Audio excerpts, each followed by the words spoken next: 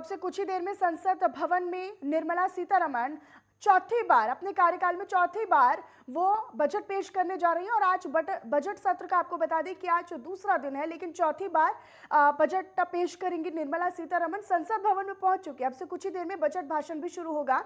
तो राष्ट्रपति रामनाथ कोविंद से मुलाकात की है निर्मला सीतारमण ने। राष्ट्रपति से मुलाकात के बाद बजट को कैबिनेट अपनी स्वीकृति देगी। लोकसभा में 11 बजे बजट पेश किया जाना है। तो बजट के बाद नेशनल मीडिया सेंटर में प्रेस कॉन्फ्रेंस भी होनी है, जिसको संबोधित किया जाएगा। तो बड़ी जानकारी आपको दे रहे राष्ट्रपति रामनाथ कोविंद से निर्मला सीतारमण मिली है। राष्ट्रपति से मुलाकात के बाद बजट को कैबिनेट अपनी स्वीकृति देगा। तो लोकसभा में 11 बजे वित्त मंत्री निर्मला सीतारमण बजट पेश करेंगी। अपने कार्यकाल में चौथी बार वो बजट पेश करने जा रही हैं। आज बजट सत्र का दूसरा दिन है और आज वो बजट पेश होगा। तो आज आम बजट पेश होने जा रहा है।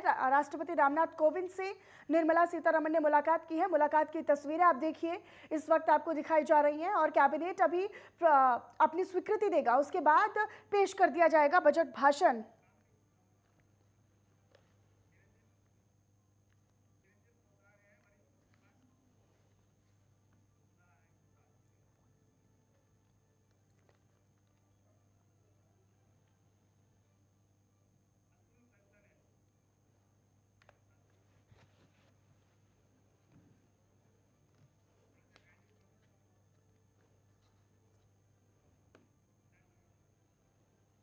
तो आज बजट सत्र का आज दूसरा दिन है और निर्मला सीतारमण अब से कुछ ही देर में यानी 11 बजे के आसपास वो बजट पेश करेंगे। बजट भाषण शुरू होगा। और चलिए हमारे साथ कुछ हमारे मेहमान जुड़े हुए हैं, उनका रुख करवाती हूँ आपसे। वरिष्ठ पत्रकार हमारे साथ निरंजन जी हमारे साथ जुड़े हुए हैं और इसके अलावा अर्थशास्त्री हमारे साथ जुड़े हुए हैं अतुल कंसल जी। सबसे पहले तो आप दोनों का बहुत बहुत स्वागत है नेटवर्क 10 पर सर।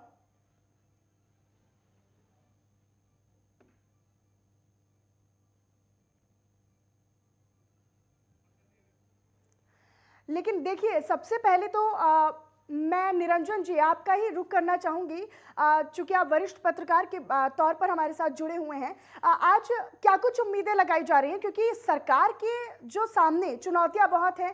बीते सालों हमने देखा कि किस तरीके से कोविड काल चला आ रहा, उसमें नुकसान भी बहुत हुआ और चुनौती भी बहुत खड़ी हुई। इस बार बजट से क्या कुछ उम्मीदें लगाई जा सकती हैं? देखिए मनीषा, ऐसा है, मेरा ये मानना है कि सरकार को इस बार जो बजट है बिल्कुल एक समावेशी बजट लेके चलना चाहिए। क्योंकि सरकार ही नहीं, आम जनता भी इस देश का, चाहे लघु एवं मध्यम व्यापारी हो, चाहे इस देश का कोई भी उद्योगपति हो, सभी लोग पिछले दो ढाई साल से जिस तरीके से कोरोना की जो महामारी आई है और जिस तरीके से यहाँ की जो तमाम इंडस्ट्रियां, एक दो इंडस्ट्री को छोड़कर के तमाम प्रकार की इंडस्ट्रियां सफर कर रही है।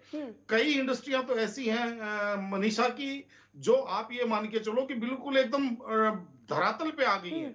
और आज स्थिति ये है कि बहुत सारे व्यापार और बहुत सारे उद्योग बंद होने के कगार पे हैं। तो सरकार को इस समय सारी चीजों को नजरअंदाज रखते हुए और सरकार को इस समय समावेशी बजट एक ऐसा करना चाहिए जिससे अब देश के अंदर आर्थिक विकास की गति पकड़े। जैसे प्रधानमंत्री जी कह रहे थे कि $5 ट्रिलियन की हमें अर्थव्यवस्था बनानी है, और एक दिन 26 जनवरी के ऊपर लाल किले से प्रधानमंत्री जी ने एक बात और कही थी कि 135 करोड़ लोगों का देश है। अगर प्रत्येक व्यक्ति एक कदम आगे बढ़ेगा तो देश 135 करोड़ कदम आगे बढ़ेगा।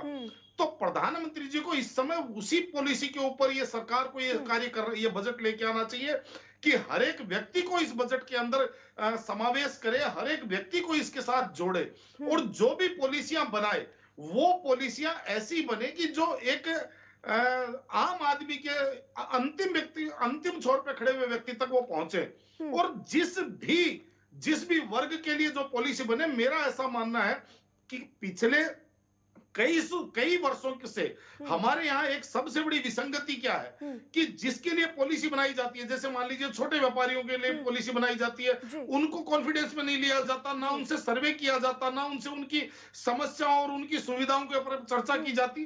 तो इस वजह से मेरा ये मानना है कि सरकार को इन सब चीजों को मिला-जुला करके सभी को साथ में लेकर के यानी एक समावेशी बजट यानी लेके आना यानी चाहिए। निरंजन जी, सबसे पहले सरकार को सर्वे करना चाहिए, लोगों के बीच जाना चाहिए, उनकी समस्याओं को सुनना चाहिए, उनके मुद्दों को ध्यान में रखते हुए बजट पेश करना चाहिए। अतुल जी हमारे साथ लगातार जुड़े हुए हैं। अतुल जी, क्या लगता है कि बजट में किन मुख्य क्षेत्रों पर सरकार को इस बार फोकस करना चाहिए? कोविड काल में हमने देखा कि व्यापारियों को खास तौर पर बहुत नुकसान हुआ, छात्रों को, छात्र छात्राओं को भी। अब चूंकि आगे जो आने वाला समय है वो तकनीकी क्षेत्र का होगा, चाहे वो ई लर्निंग की बात कर ली जाए या फिर पाठ्यक्रम की बात कर ली जाए, तो वो ऑनलाइन तरीके से ही आने वाला समय जो होगा वो होगा। अब क्या लगता है कि सरकार को किन क्षेत्रों पर ज्यादातर फोकस करना होगा? देखिए मनीषा जी, जैसा कि निरंजन जी ने कहा कि हम्म। एक बजट के अंदर सभी लोगों का, चाहे वो सैलरीड क्लास है, चाहे वो एमएसएमईज हैं, चाहे वो स्टार्टअप्स हैं, जैसा आपने कहा ई लर्निंग हैं, और चाहे वो बड़े उद्योग हैं, सरकार को सभी का ख्याल रखना पड़ेगा। लेकिन अगर आज बजट तो वो चीज़ है जो अभी 1 घंटे बाद आने वाली है। अगर हम कल आए इकोनॉमिक सर्वे की बात करें तो ये इकोनॉमिक सर्वे पिछले 5 से 7 सालों का सबसे अच्छा इकोनॉमिक सर्वे है। इकोनॉमिक सर्वे एक रिपोर्ट कार्ड है जो 1 साल में हुआ, वो रिपोर्ट कार्ड है। आप देखिए, कोविड होने के बाद, पैंडेमिक होने के बाद भी, 2 साल के बाद भी, आज जो हमारी इंडस्ट्रियल ग्रोथ है उसमें एक कंट्रैक्शन आया था, गिरावट आई थी, लेकिन आज वो फिर से स्टेबलाइज हुई है।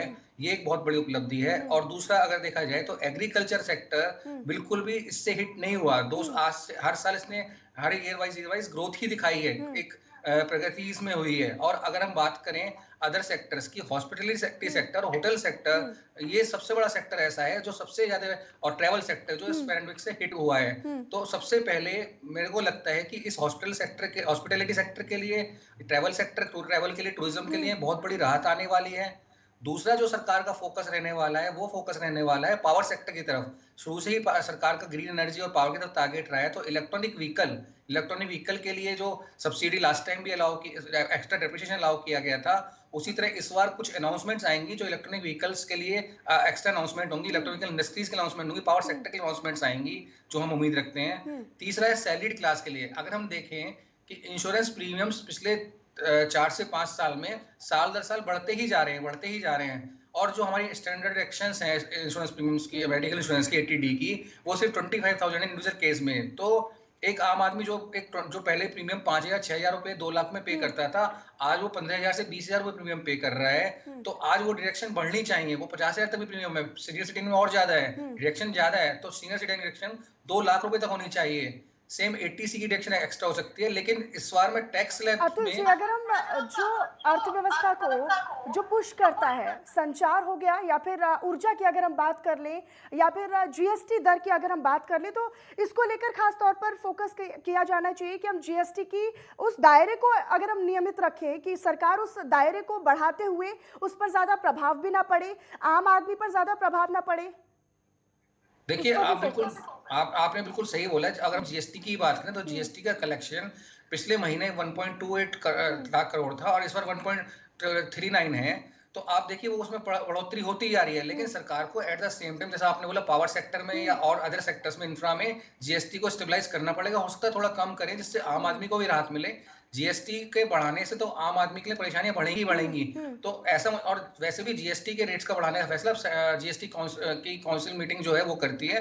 तो अब इसमें बजट में कोई ऐसा कुछ शायद नहीं होने वाला कि वो जीएसटी को लेकर कुछ बदलाव करने वाले हैं। लेकिन जैसा कि एक थीम रहा है कि अब हमने 75 ईयर आजादी के 75 साल सेलिब्रेट कर रहे हैं इस साल, तो हो सकता है कि इस बार बजट में, जैसे मैंने कहीं कुछ सोर्स से सुना कि 75 का थीम रहे कि 75 new rails, 75 new highway project, 75 new infra projects, इस तरह के 75 new hospitals across the India, big hospitals. तो इस तरह के अनाउंसमेंट्स आने की संभावना भी है। ठीक, निरंजन जी हमारे साथ लगातार बने हुए हैं। निरंजन जी, देखिए, अगर हम आयात निर्यात की बात करते हैं, मैन्युफैक्चरिंग की बात करते हैं, फैक्ट्रीज की बात करते हैं, और खासतौर पर निवेश की अगर हम बात करते हैं, तो पिछले साल की तुलना में भारत में निवेश का दर तो बढ़ा ही है। भले ही कोरोना काल चला हो, कोविड चला हो, लेकिन निवेश में बढ़ोतरी देखी गई है, दर्ज की गई है। इसको लेकर क्या कुछ बजट में कुछ प्रस्ताव आ सकता है, या फिर बजट में किस तरह की राहत मिल सकती है अगर हम निर्यात की या फिर आयात की दर पर बात करते हैं, स्तर पर बात करते हैं? देखिए मनीषा, ऐसा है इस बजट के अंदर वित्त मंत्री क्या करने वाले हैं ये तो हम्म। वित्त मंत्री जी के पिटारे के अंदर है। हम्म। जो उनके पास जो रेड बुक हम्म। जो उनकी जो लाल पोथी है उसके अंदर लिखा हुआ है। लेकिन मैं जो तीन तीन बिंदुओं के ऊपर चर्चा करना चाहूंगा, कृपया हम्म। थोड़ा सा मुझे समय दीजिए। बिल्कुल। देखिए ऐसा है कि जैसे अभी मेरे पूर्व वक्ता कह रहे थे, विद्वान प्रवक्ता कह रहे थे कि जैसे जीएसटी का ग्रोथ और जीएसटी का रेवेन्यू बढ़ रहा है, लेकिन मैं आपको एक चीज और बता दूं हम्म। कि एक क्रिया की प्रतिक्रिया को भी समझिए। आप देखिए पिछले एक साल के अंदर जो रॉ मटेरियल की जो कीमतें हैं, हिंदुस्तान के अंदर रॉ मटेरियल की कीमतें 50 से 60% बढ़ी है। तो आप ये मान के लिए चलिए कि जो चीज पहले 100 रुपए की खरीदी जाती थी वो आज 160 रुपए की खरीदी जाती है। पहले 100 रुपए पे सरकार को जीएसटी मिलता था, आज 160 रुपए पे सरकार को जीएसटी मिल रहा है। तो ये जो जीएसटी की ग्रोथ है ये कदाचित उस वजह से है। मेरे हिसाब से सरकार को देखिए एक समावेशी बजट में क्यों कहता हूं, समावेशी पॉलिसियां में क्यों कहता हूं, सरकार जो ऊपर से देख रही है सरकार को नीचे से देखना चाहिए।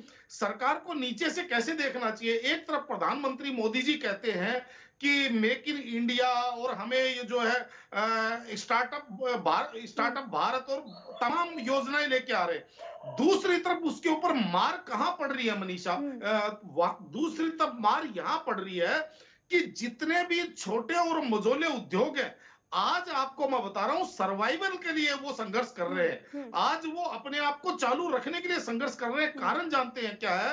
कारण एक तो सरकार को एक ऐसी अथॉरिटी बनानी चाहिए, एक ऐसा आयोग बनाना चाहिए कि जो ये अचानक ये प्राइस राइज होते हैं, जो रॉ मटेरियल के अंदर अचानक भूचाल आता है, इसके ऊपर कम से कम कोई कंट्रोल हो, कोई इसके ऊपर कोई इसका कोई एक कंट्रोल करने वाली अथॉरिटी हो। एक बात। दूसरी बात, जो सरकार जो कराधान सिस्टम करती है, आज सरकार क्या कर रही है? सरकार कुछ लोगों पे ज्यादा से ज्यादा टैक्स बढ़ाई जा रही है और उनके ऊपर टैक्स का बोझ लाती जा रही है, तो उनकी कमर वैसे टूट रही है। सरकार को टैक्स घटा करके और टैक्स के दायरे में ज्यादा लोगों को लाना चाहिए। सरकार का फोकस इस चीज। आज आपको मैं एक चीज बताता हूं कि पूरे हिंदुस्तान की जनसंख्या 135 करोड़ है और 5 लाख रुपए से ऊपर का व्यक्ति जो है टैक्स पेयर हो जाता है। लेकिन आज आपको मैं बता दूं 3 करोड़ से ज्यादा कम लोग हिंदुस्तान के अंदर टैक्स पेयर हैं और उसके अंदर भी आप ये समझ लीजिए 50% संख्या जो है वो सैलरीड की है। तो आप मुझे एक बात बताइए, क्या हिंदुस्तान की पब्लिक के अंदर क्या 20-25-30 करोड़ ऐसे लोग नहीं है जो 5 लाख रुपए सालाना से ज्यादा कमाते होंगे, लेकिन वो टैक्स के दायरे में नहीं आ रहे? तो मेरा कहने का मतलब क्या है कि सरकारों को टैक्स घटाना निरंजन जी, चाहिए। यानी कि टैक्स स्लैब में जो दायरा है उसको कहीं ना कहीं उसको मजबूत या फिर यूं कह लीजिए कि बदलाव करने की उसमें जरूरत है। जो भी टैक्स स्लैब सरकार की तरफ से पिछली बार भी हमने देखा था कि किस तरीके से संतुलित करने की कोशिश की थी सरकार ने। जी बिल्कुल, निश्चित रूप से। देखिए मैं आपको वही समझाना चाह रहा था कि टैक्स का स्लैब घटाइए लेकिन उसका दायरा बढ़ाइए। और दूसरी बात मनीषा जी, ये जो भारतीय जनता पार्टी की सरकार है, नरेंद्र मोदी जी की सरकार है, बहुत कार्य मैं इस सरकार के बहुत कई चीजों के अंदर मैं इनकी प्रशंसा करता हूं, लेकिन आर्थिक मामलों के अंदर कहीं ना कहीं मैं इनकी प्रशंसा चाह करके भी नहीं कर पाता, क्योंकि सरकार जो कार्य करती है, जो भी पॉलिसी लेके आती है, बिना पिलर के सरकार लेंटर डाल देती है। तो आप मुझे एक बात बताइए, वो हवाई चीज नहीं चलेगी। बात करते हैं राम राज की। आज मैं आपके चैनल के माध्यम से जनता को बताना चाहता हूं, देखिए राम राज की अगर मोदी सरकार बात करती है तो तुलसी रामायण के अंदर इसका एक सिस्टम दिया गया है। तुलसी जी ने इसका एक विवरण दिया है और उसके अंदर कहा है कि बरसत हर्षत सब लखे, बरसत हर्षत सब लखे, करसत लखे ना कोई, तुलसी प्रजा सुभाग से भूप भानु सो होए। इसका तात्पर्य ये है कि जब सूर्य चारों तरफ से पानी उठाता है, नदी से, नाले से, किसी आपके समझ लीजिए घर से, किसी कटोरी में से भी सूर्य पानी उठाता है और वो भाप बन करके जब ऊपर उड़ता है तो ये सूर्य कर लेता है। तो इसका मतलब ये है कि बरसत हर्षत सब लक है, यानी कि उस भाप को सूर्य जब बरसात बना करके जब चारों तरफ बरसाता है तो सारे लोग हर्ष और उल्लास से भर जाते हैं, लेकिन जब कर उठाता है तो यानी किसी को भी नहीं पता चलता यानी कि अगर मेरे हम यहाँ से कर कम गया। शब्दों में समझना चाहें निरंजन जी, तो यही कि हर वर्ग को ध्यान में रखना होगा और हर तबके को ध्यान में रखना होगा, स्लैब को नियंत्रण में रखना होगा ताकि हर कोई प्रभावित जो हो रहा है उसको कम से कम राहत दी जाए। हमारे साथ अतुल जी लगातार बने हुए हैं। अतुल जी, देखिए, पेट्रोल और डीजल और ईंधन में बढ़ोतरी देखी गई। निश्चित तौर पर ना केवल जो आने वाले लोग हैं, आने जाने वाले लोग हैं, उन पर असर पड़ा, जिन पर वाहन है उन पर असर पड़ा, बल्कि इसका जो सीधा असर है वो रसोई तक पड़ा, महिलाओं की जेब तक पड़ा। निश्चित तौर पर इसको लेकर भी, क्योंकि अगर हम देखते हैं तो जो कारोबारी हैं वो ज़्यादातर प्रभावित रहते हैं, और कोविड काल में भी हमने देखा कि किस तरीके से व्यापारी हैं, छोटे कारोबारी हैं, उनको ज़्यादातर इसमें मुश्किलें देखी गई, उनको बढ़ा। तो लौटूंगी इसी सवाल के साथ। अतुल जी, आपका रुख करूंगी, और इस वक्त बड़ी खबर आ रही है वो आपको बता देते हैं। तो थोड़ी देर में केंद्रीय कैबिनेट की बैठक शुरू होने वाली है संसद भवन। प्रधानमंत्री नरेंद्र मोदी पहुंच चुके हैं, गृह मंत्री अमित शाह संसद भवन में मौजूद हैं। संसद भवन वित्त मंत्री निर्मला सीतारमण पहुंच चुकी है, और बजट को अब केंद्रीय कैबिनेट की मंजूरी मिलने वाली है। तो मंजूरी मिलने के बाद बजट जो है वो पेश किया जाएगा। तो संसद भवन, माफ कीजिएगा, केंद्रीय वित्त मंत्री निर्मला सीतारमण पहुंच चुकी हैं। अब से कुछ ही देर में केंद्रीय कैबिनेट की बैठक होनी है, और इस बैठक के बाद जब स्वीकृति दे दी जाएगी, बजट को मंजूरी दे दी जाएगी, उसके बाद ये बजट भाषण शुरू होगा। निर्मला सीतारमण अपने पिटारे से वो सारी चीजें सामने रखेंगी, और देखना होगा, दिलचस्प होगा कि क्या कुछ सरकार के इस पिटारे में लोगों के लिए निकल कर आता है, लोगों की जनता के लिए निकल कर आता है, क्योंकि बहुत सारी उम्मीदें देश लगा रहा है इस आम बजट से। एक बार फिर से रुक कर लेते हैं। अतुल जी, मेरा सवाल वही है कि कारोबारियों पर जिस तरीके से हमने देखा था कि प्रभाव पड़ा था, तो ऐसे में पर्यटन को बढ़ाने की जरूरत है। एमएसएमई की बात करते हैं उसको, और जो सरकार की तरफ से योजना है, खासतौर पर सड़क ले लीजिए या फिर परिवहन ले लीजिए, आवास ले लीजिए, ऊर्जा से संबंधित जो क्षेत्र हैं उनकी तरफ जो योजनाएं हैं उनको ले लीजिए, उनको मजबूत करने की जरूरत है कहीं ना कहीं। देखिए मनीषा जी, सबसे पहले जो हमारे निरंजन जी ने बोला कि रॉ मटेरियल के जो प्राइसेस है, चाहे वो मेटल है, चाहे वो स्टील, अगर मेटल में स्टील है और या सीमेंट्स है, या और भी रॉ मटेरियल कोई भी हो सकता है, वो बैटरीज के लिए होता है, एलईडी लेड होता है, तो इन सबको प्राइस जो कंट्रोल होता है वो दो चीज फैक्टर्स हमेशा कंट्रोल करते हैं। एक इंटरनल फैक्टर्स जो डोमेस्टिक फैक्टर्स जिन्हें बोलते हैं, एक इंटरनेशनल फैक्टर्स। तो जो इंटरनेशनल फैक्टर्स हैं, जो इंटरनेशनल इकोनॉमी ग्लोबल फैक्टर्स हैं, ये जो मेटल के प्राइसेस हैं या अदर कमोडिटीज के प्राइसेस हैं, ये ग्लोबल फैक्टर से ड्राइव होते हैं। लेकिन एट द सेम टाइम, जैसा कि उन्होंने कहा कि सरकार को एक ऐसी अथॉरिटी बनानी चाहिए जो इन प्राइसेस को कंट्रोल करे, तो अभी आप अगर याद करें, पिछले कुछ महीने पहले एक प्रोग्राम में ऑलरेडी नितिन गडकरी जी ने बताया था कि सरकार ऑलरेडी इस पर एक वर्क कर रही है, जिसमें वो कमेटी बना रही है। वो कमेटी जो डोमेस्टिक फैक्टर्स हैं, जो इस कमोडिटी प्राइस को इफेक्ट कर रहे हैं, बढ़ाने में सहायता कर रहे हैं, या उनको एडवर्सली इफेक्ट कर रहे हैं, तो उसके लिए वो ऑलरेडी कमेटी का गठन की बात चल रही है। और जैसे ये गठन की बात कमेटी गठित हो जाएगी, तो कहीं ना कहीं इस प्राइसेस के कंट्रोल पे प्राइसेस कंट्रोल होंगे, पहला। दूसरा, जैसा कि आपने कहा कि ये डीजल है या इसके और गैस के प्राइसेस बढ़ने से इसमें जो लोकल बजट है, जो गृहिणी का बजट है, वो भी हिट कर रहा है। तो वो भी इसी कमेटी के वो कमेटी इनको कंट्रोल करने में भी सहायता प्रदान करेगी। बट सरकार, देखिए, ये बजट है, बजट में क्या है, इकोनॉमिक सर्वे हमारा कल आ चुका है, और बजट जो है, बजट में हमें सभी का, चाहे वो सैलरीड क्लास है, एमएसएमई से स्टार्टअप, जैसे मैंने पहले भी बोला, सभी का ख्याल गवर्नमेंट को रखना है, चाहे वो गवर्नमेंट किसी की हो। देखिए, मैं किसी गवर्नमेंट के साथ नहीं हूँ कि मैं बोलूँ कि अगर मैं भाजपा के साथ थे या मैं कांग्रेस के बजट के साथ हूँ, नहीं। बजट में सभी का ख्याल सरकार को रखना होता है, लेकिन सभी का ख्याल रखते रखते तब भी कुछ लोग ऐसे छूट जाते हैं कि सबका ख्याल नहीं रखा जाता, क्योंकि सबकी एक्सपेक्टेशंस जो होती है, सबकी उम्मीदें जो होती हैं, वो अलग अलग होती हैं। लेकिन अक्सर अतुल जी, ये देखा जाता है ना कि हमेशा जो मध्यम वर्ग के लोग होते हैं, कहीं ना कहीं वो निराशा में चले जाते हैं, निराशा उनको हाथ लगती है कहीं ना कहीं। हर बजट सत्र की अगर बात करें तो वो कहते हैं, उनकी तरफ से कहना होता है कि हमारे लिए ज्यादा कुछ सरकार की तरफ से बजट में नहीं दिया गया। एक अनाउंसमेंट्स करती है, एक बड़ी इन्वेस्टमेंट्स लेके आती है, बड़े मध्यम वर्ग के लिए भी कई बार देखा है आपने कि कम इंटरेस्ट पर होम लोन है, कम इंटरेस्ट पर बिजनेस लोन्स हैं या स्टार्टअप लोन हैं, वो मिल रहे हैं, तो मध्यम वर्ग के लिए एक बहुत बड़ी सहायता होती है। लेकिन जब वो देखिए, जब सरकार जो कोई बजट बनाती है तो as a economy as a whole देखती है, पूरे देश का ख्याल रखना होता है। और जब वो पैसा सिस्टम में डाला जाता है तो उस पैसे से ऐसा नहीं है कि बड़ी इंडस्ट्री ग्रो करती है। जब वो पैसा बड़ी इंडस्ट्री के अंदर डलता है तो कहीं ना कहीं एक रोजगार, एक एम्प्लॉयमेंट जनरेट होता है। देखिए, एक जब रोजगार जनरेट होता है, रोजगार सिर्फ एम्प्लॉय जो एक लेबर क्लास के लिए जनरेट नहीं होता, रोजगार एक सीईओ लेवल के लिए, सीएफओ लेवल के लिए, मैनेजर लेवल्स के लोगों के लिए, जो मध्यम वर्ग में आते हैं, उनके लिए भी जनरेट होता है वो रोजगार। और एट द सेम टाइम अगर हम एमएसएमई की बात करें तो पिछले कई सालों से एमएसएमईज के लिए अलग अलग प्रावधान आते चले गए हैं। अगर आप बात करें, एक इंसॉल्वेंसी बैंक्रप्सी कोड आया था तो उसमें एमएसएमई को विशेष छूट दी गई, इसी वजह से कि कहीं एमएसएमईज के बारे में नहीं आ जाए। मैं लौटूंगी आपके पास। निरंजन जी लगातार हमारे साथ बने हुए। निरंजन जी, इलेक्ट्रिक अगर व्हीकल्स की बात कर ले या फिर ऐसे जो वाहन जो इलेक्ट्रॉनिक या फिर चार्जर से या फिर बैटरी के साथ चलते हैं, उन पर खासतौर पर ध्यान देने की जरूरत है इस बजट में। साथ ही साथ जीएसटी दर को भी नियंत्रण में रखने की जरूरत है।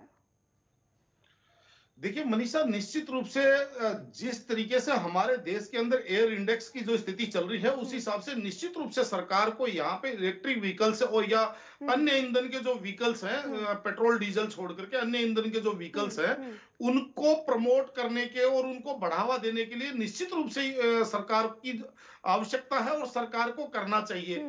और जीएसटी की जो आप बात कर रहे हैं कि जीएसटी के अंदर जो स्लैब है, इनको जो घटाने चाहिए। देखिए मनीषा, मैं आपको एक चीज और बताना चाहता हूं आपके माध्यम से, और आपको इस चीज की जानकारी होगी, और हमारे साथ जो अतुल जी अर्थशास्त्री जुड़े हुए हैं वो भी इस चीज को समझते होंगे कि जीएसटी लागू होने से पहले जो वैट व्यवस्था थी या उससे पहले जो सेल टैक्स व्यवस्था थी, उसके अंदर छोटे और जो कॉरपोरेट है उनके बीच में एक वेरिएशन किया हुआ था, एक डिफरेंस किया हुआ था। उनको कुछ विशेष रियायतें दे रखी थी। और आपको ये चीज मैं बता दूं, हिंदुस्तान के अंदर 85% रोजगार आप ये मान के चलिए कि जो छोटे और मझोले जो उद्योग है या छोटे मझोले जो व्यापारी हैं, उनके द्वारा ये 85% रोजगार सृजन होते हैं। और सरकार ने जो जीएसटी लागू की है 2017 के बाद में, जो पॉलिसियां सरकार ने बनाई है, इसके अंदर आपको मैं बता दूं, कॉर्पोरेट और एक छोटी सी जो यूनिट लेके चला रहा है, जिसका 1.5 करोड़ 2 करोड़ रुपए सालाना जिसका टर्नओवर है, उसको उल्टा इतनी मुश्किलें कर दी हैं कि वो उस कॉर्पोरेट को आज टक्कर नहीं दे पा रहा है। उसकी उल्टी मतलब कहने का तात्पर्य, उसको रियायतें देने के बजाय उसका वजन बढ़ा दिया है। तो ये वो वाली बात होगी, 35 किलो के पहलवान को 60 किलो के पहलवान से सरकार लड़ा रही है। और इस वजह से आज जो एमएसएमई की, चाहे सरकार कितनी भी बातें करे, लेकिन एमएसएमई की कमर टूटती जा रही है। और बेरोजगारी का जो इतना बड़ा आलम है, वो इसी वजह से हम बिल्कुल महंगाई हो गई या फिर एग्री सेक्टर हो गया या फिर किसानों की परेशानियां हो गई, खासतौर पर इन पर कहीं ना कहीं ध्यान देने की जरूरत है। निरंजन जी, इस पर सरकार क्या कुछ कर सकती है? इस बजट में इनके लिए क्या कुछ निकल कर सामने आ सकता है? हमने देखा कि बीते काफी लंबे समय से जो रोजगार है वो कहीं ना कहीं खो गया है। जो युवा है वो महंगाई से परेशान है और रोजगार ना मिलने से परेशान है। इसको लेकर क्या कुछ उम्मीदें युवाओं के लिए अगर हम बात करें तो? देखिए, मैं आपको बता रहा हूं, जैसे सरकार ने एक स्किल डेवलपमेंट का अपना कार्यक्रम चलाया था, लेकिन वो कार्यक्रम धरातल पे नहीं पहुंचा।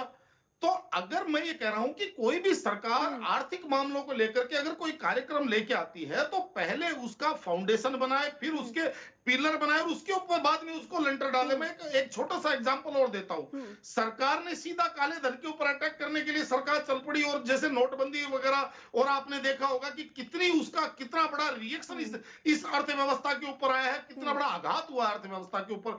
सरकार पहले डिजिटल मनी के ऊपर आ गई थी, ऑनलाइन पेमेंट के ऊपर आ गई थी, लेकिन सरकार ने इस चीज का ध्यान नहीं दिया कि हिंदुस्तान का 35% भूभाग ऐसा है कि जहां पे अभी इंटरनेट की व्यवस्था ही नहीं थी, और जो अभी भी हमारा जो देश है वो 3G 4G के अंदर चल रहा है।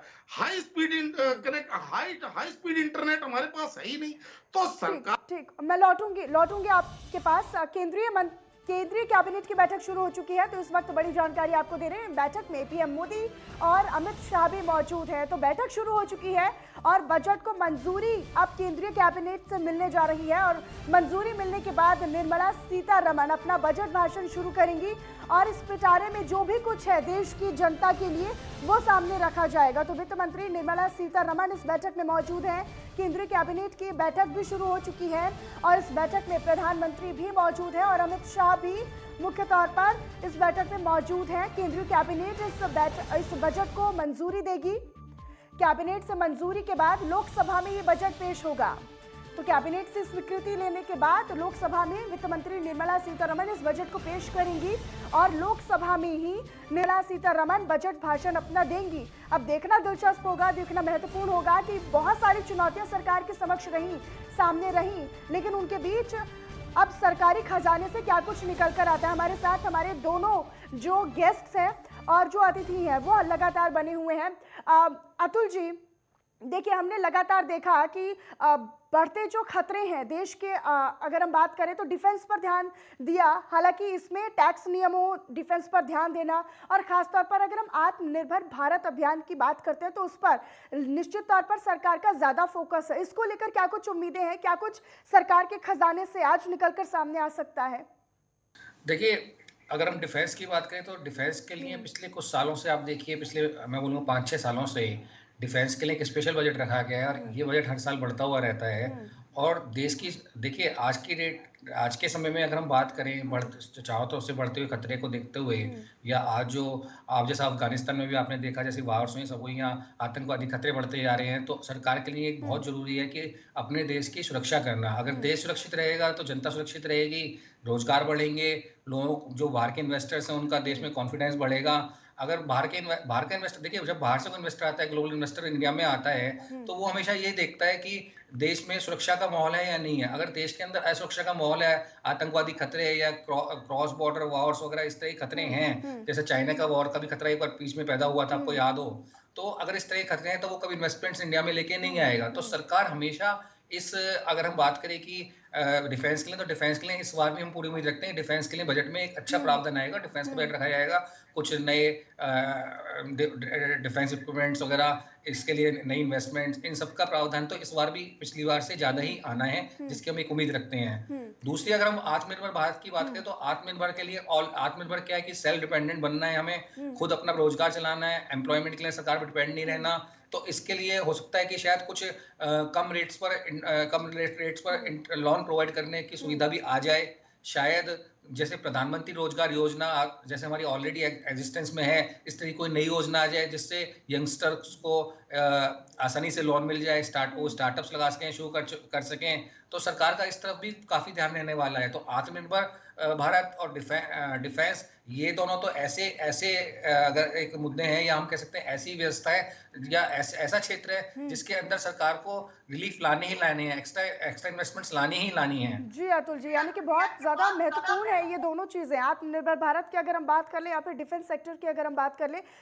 निरंजन जी, देखिए, लगातार हमने देखा कि तीसरी लहर को देखते हुए अर्थव्यवस्था को जो चीजें पुश करती हैं उनकी तरफ सरकार का फोकस रहेगा इस बजट में। क्या कुछ उम्मीदें लग रही हैं अर्थव्यवस्था को या फिर फाइनेंशियली देश को आगे बढ़ाने और मजबूत करने में? क्या कुछ सामने आ सकता है, क्या कुछ उम्मीदें लगाई जा सकती हैं इस बजट से?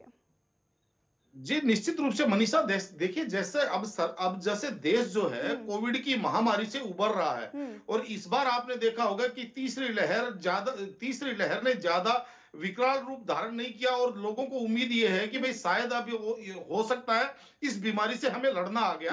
तो अब हमारी जो अर्थव्यवस्था है, हमारा जो यहाँ का जो रोजगार, कारोबार, या समझ लीजिए तमाम जो हमारी जो एक रोजमर्रा की जो व्यवस्था है, अब सरकार को उसके ऊपर निश्चित रूप से ध्यान देना चाहिए, और सरकार शायद इसके ऊपर ध्यान देगी। और जो प्रधानमंत्री जी का जो सपना था कि हम 2024-2025 तक $5 ट्रिलियन की हम इकोनॉमी बनाएंगे, शायद उस तरफ सरकार बढ़ेगी। लेकिन जो मैं आपको एक जो मैं आपको बताना चाह रहा था कि जब तक आप यहाँ पे इस जनता को मिला करके यहाँ के जो प्रभावित होने वाले पक्षों को साथ लेकर के उनसे मंत्रणा करके आप पॉलिसियां नहीं बनाएंगे, तो स्थिति अब वही होंगी जो एग्रीकल्चर कानून आप लेके आए थे और आपको वहां से रोल बैक करना पड़ा और एक समझ लीजिए 1.25 साल के बाद में एक शर्मिंदगी उठानी पड़ी।